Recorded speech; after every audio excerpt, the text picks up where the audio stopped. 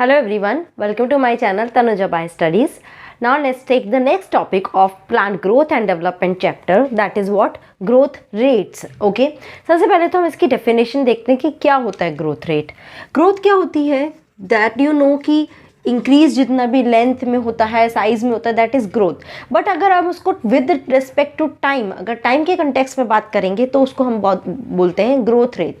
That is the growth per unit time. This is called growth rate. ठीक है, clear कि किसी एक पर्टिकुलर टाइम में, लाइक सपोज 5 मिनट में, 10 मिनट में कितना ग्रोथ हो रहा है, या 1 आवर में, 2 आवर में, पर यूनिट जितना भी ग्रोथ हो रहा है, that is called the growth rate. Okay, plant में ग्रोथ रेट दो तरह की होती है, which is one called the arithmetic and another is called the geometric. ठीक है, चलिए देखते हैं कि क्या होता है. इसको समझने के लिए सबसे पहले हमें एक सेल साइकिल का पता होना चाहिए कि सेल साइकिल क्या क्या होता है. सेल साइकिल में अगर आपको इसका आइडिया है तो यहाँ पे अलग अलग फेजेस होती है. One is called the G1 phase, GS, G2 and here is the M phase. ठीक है, ये G1, S एंड G2 इसको कंबाइंडली हम बोलते हैं interphase. Okay, and this is the M phase, mitosis phase. Clear. यहाँ पर माइटोसिस में क्या होती है, जो भी सेल होती है पेरेंट सेल, वो आकर डिवाइड करती है और अपना डॉटर सेल बनाती है, मतलब 2 सेल बनाती है. ठीक है, बिकॉज हम रिप्रोडक्टिव पार्ट की बात नहीं कर रहे हैं, इसलिए मैं सिर्फ माइटोसिस के ही बारे में बोल रही हूँ, मेयोसिस के बारे में बात नहीं कर रही हूँ. ओके, तो माइटोसिस होता है जिसमें क्या करती है, एक सेल से क्या बनती है, 2 डॉटर सेल बनती है. That is clear to all of you. इसमें ही एक और यहाँ पे फेज होती है, that is called the G0 phase और क्वीसेंट फेज. क्वीसेंट फेज में आपको अर्लियर प्रीवियस लेक्चर में भी बताया था कि जब वो सेल के पास फेवरेबल कंडीशन होती है, उसके बावजूद भी सीड क्या होता है, डोर्मेंट फेज में चला जाता है, अपने आप को ग्रो नहीं करना चाहता, स्लीपिंग स्टेज में चला जाता है थोड़े टाइम के लिए. क्यों जाता है, क्योंकि उस टाइम उस सीड को जर्मिनेट करने की ज़रूरत नहीं है. मतलब यहाँ पे बहुत सारे ऑलरेडी सीडलिंग्स इतने सारे हैं कि उसको जर्मिनेट करने की ज़रूरत नहीं होती. तो ऐसा ही यहाँ पर होता है कि जब सेल डिवाइड कर रही है, बट अगर उस सेल के आगे अभी और ज़रूरत नहीं है, तो वो क्या होती है, वो G0 फेज में चली जाती है, क्वीसेंट फेज में चली जाती है, जिसमें क्या होती है, वो रेस्टिंग फेज में रहती है. जब कभी भी कोई वियरिंग टीयरिंग होता है या फिर सेल को आगे और डिवाइड करना होता है, तब वो सेल वापस इस फेज से निकलकर इस सेल साइकिल में एंटर करती है और सेल डिवाइड करना शुरू करती है और फर्दर ग्रोथ करना शुरू करती है. समझ में आया. ठीक है, अब अरिथमेटिक और जियोमेट्रिक में इससे क्या रिलेशन है.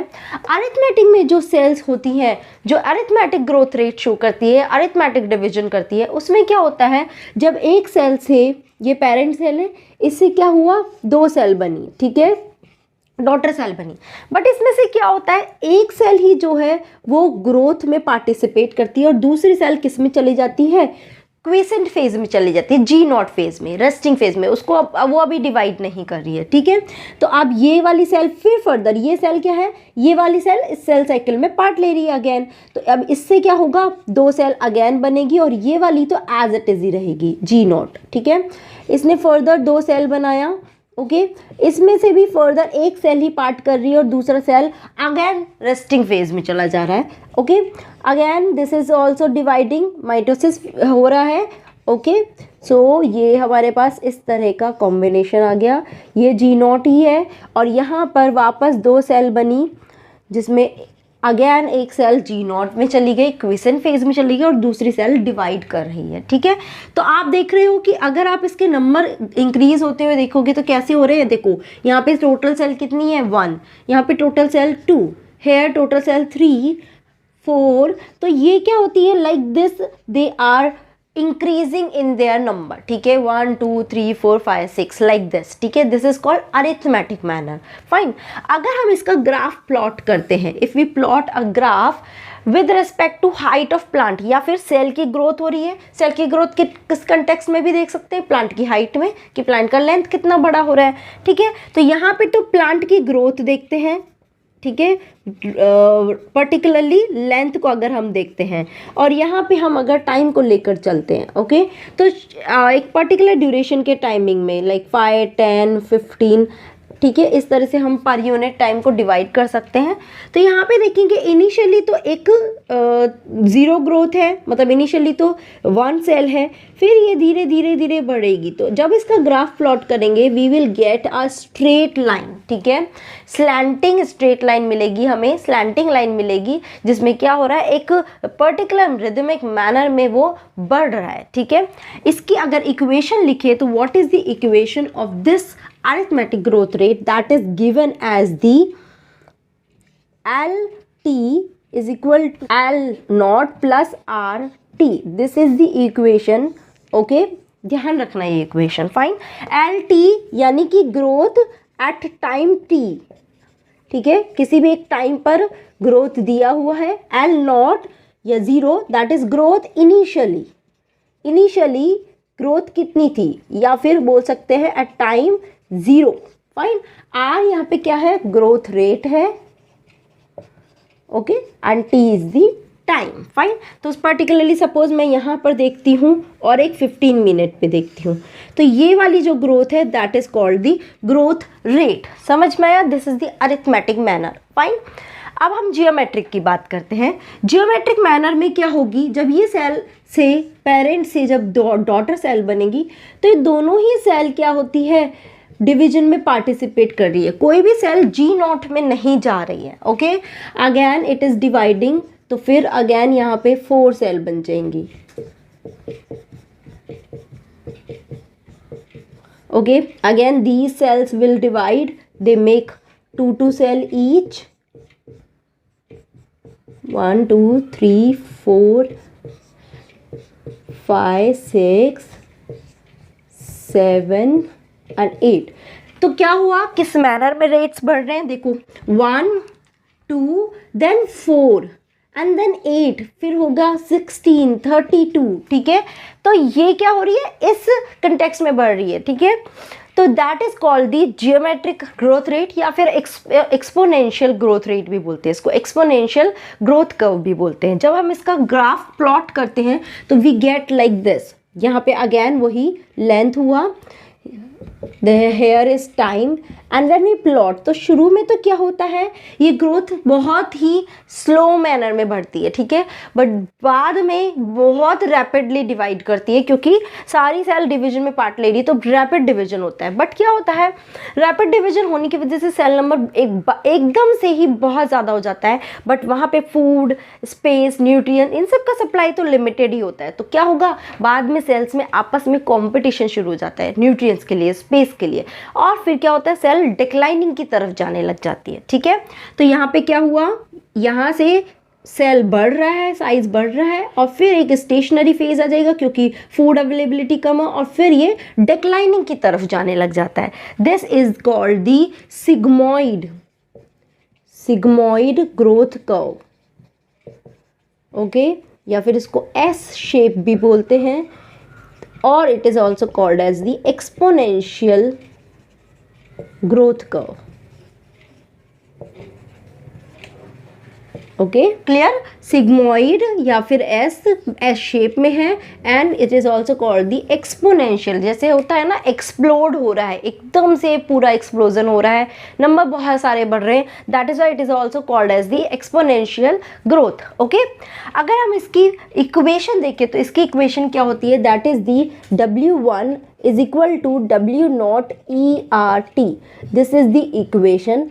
Again, W1 is the growth at time t, ठीक है, किसी पर्टिकुलर टाइम पर।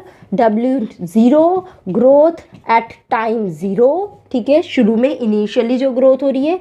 R is the growth rate,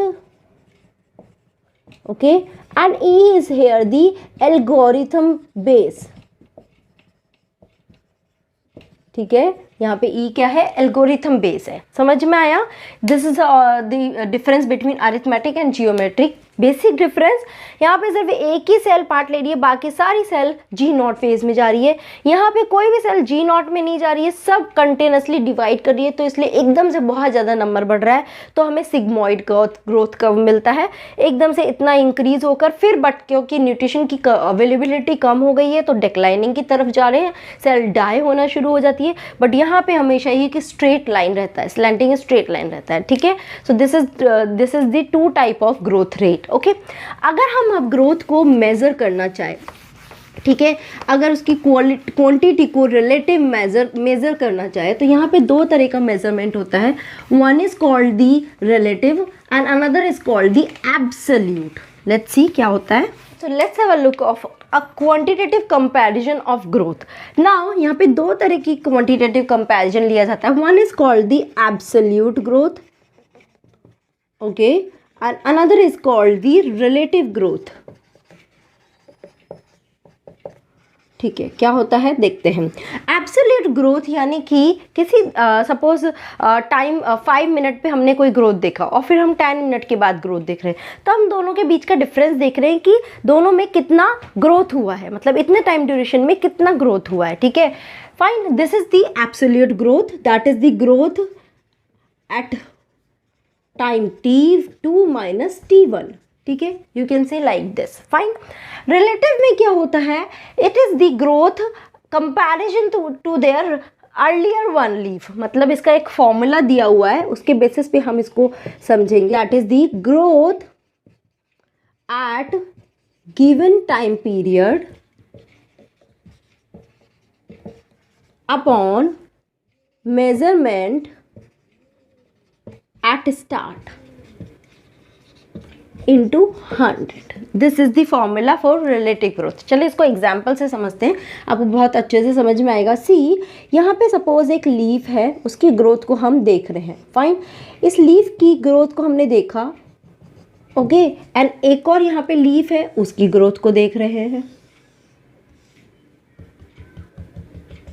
okay. Fine, तो सपोज ये वाली ग्रोथ लीफ की शुरू में ही कितनी है, 5 सेंटीमीटर स्क्वायर, और फिर ये थोड़े टाइम के बाद इसकी ग्रोथ हो गई 10 सेंटीमीटर स्क्वायर, ठीक है।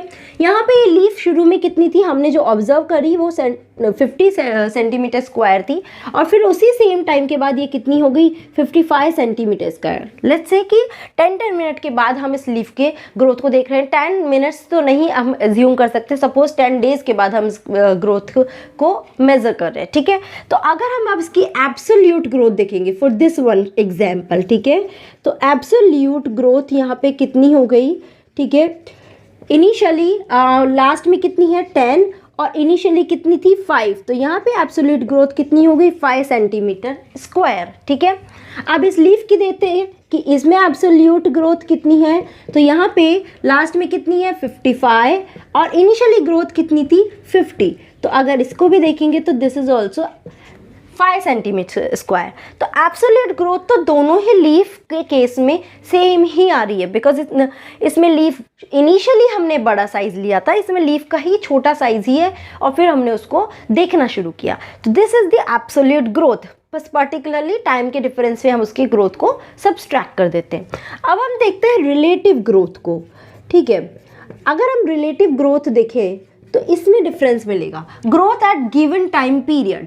अब हम देखते हैं कि ग्रोथ गिवन टाइम पीरियड में कितनी हुई है, दैट इज द 5, ठीक है। Growth at given time period, इस टाइम पीरियड में ग्रोथ कितनी हुई 5 हुई है, ये हमने अभी यहाँ पे देखा। मेजरमेंट एट स्टार्ट, और शुरू में उस लीफ का कितना था, that is the 5 and multiplied by 100, तो यहाँ पे कितना हुआ 100% ग्रोथ हुई है उसकी, ठीक है, मतलब कि जस्ट डबल साइज उसका हो गया है। यहाँ पर देखते हैं रिलेटिव ग्रोथ तो कितनी निकल कर आती है। देखिए growth at given time period, इसमें भी कितनी हुई 5 and growth at start it was 50, okay तो यहाँ पे 50 लिया और इसको हमने मल्टीप्लाई किया 100 से। ओके सो यहाँ पे कितना आया 10% उसका रिलेटिव ग्रोथ आया कि इस लीफ के कंपैरिजन में 10% ही उसका ग्रोथ हुआ है और इसमें इस लीफ के कंपैरिजन में 100% उसका ग्रोथ हुआ है। ठीक है, these are the two aspect by which we do the quantitative comparison of the growth. Understood? I hope ये आपको समझ आया होगा। ओके उसके अलावा सम बेसिक थिंग कि ग्रोथ के लिए क्या क्या कंडीशंस की हमें रिक्वायरमेंट होती है। ठीक है, as I told you earlier also हमें क्या क्या चाहिए होता है ग्रोथ के लिए। First thing that is the oxygen. ठीक है, second thing is what? Water and the third thing is nutrition और you can say nutrient. Oxygen क्या होता है? जितनी भी मेटाबॉलिक एक्टिविटीज़ होती है मतलब ऑर्गेनिक फूड है उसका क्या होता है? ब्रेक डाउन करना होता है। क्या होता है? ऑर्गेनिक फूड को ब्रेक डाउन करना होता है या उसका रेस्पिरेशन करना होता है। उसके लिए हमें ऑक्सीजन की रिक्वायरमेंट होती है। इसी की वजह से एनर्जी मिलती है जिसकी वजह से जितने भी सेल डिवीजन है वो कंडक्ट होना शुरू करते हैं, सेल डिवाइड करना शुरू करती है। वाटर जो है that is responsible for maintaining the turgidity of cell, क्योंकि जैसे ही वाटर अंदर जाता है सेल बिकम टर्जिड यानी कि फूल जाती है और स्वेल कर रही है जिसकी वजह से सेल का ग्रोथ भी हो रहा है। Because of this the growth taken place, cell का साइज बड़ा हो रहा है। It make the turgidity of the cell. Okay and nutrients it's required for various metabolic activities. Okay, fine. So these are the three things which are required for any growth. I hope ये समझ आया होगा। Growth rate, arithmetic and geometric, quantitative comparison, absolute growth and relative growth, and what are the conditions required for growth. So this is all about in this lecture. If you have any doubt in this video, please let me know through comment section. I am very happy to solve your doubts, and if you really understood this video, please hit the like button, subscribe and share this channel. Thank you so much guys for watching this video.